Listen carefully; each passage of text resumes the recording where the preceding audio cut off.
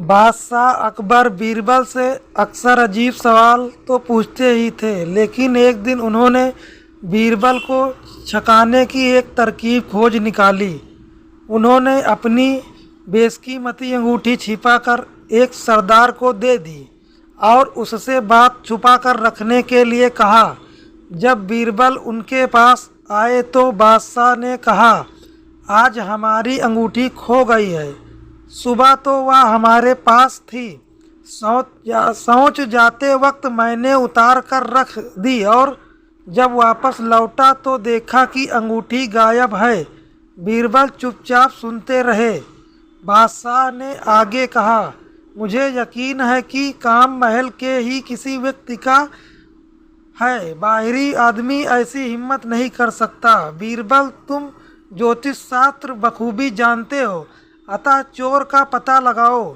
बीरबल ने उस जगह का पता पूछा जहां उन्होंने सोच जाने से पहले अंगूठी रखी थी।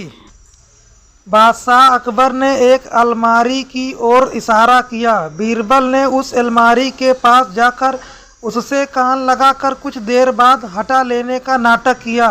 देखने से यह पता लगता था जैसे वह कोई बात सुनने की कोशिश कर रहा है।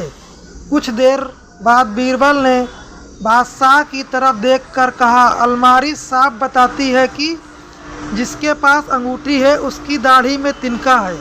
बीरबल की बात को जब पास ही बैठे सरदार ने सुना जिसको बादशाह ने अंगूठी दी थी, तो यह घबराकर अपना मुंह और दाढ़ी टटोलने लगा। बीरबल पहले से ही चौकन्ने थे।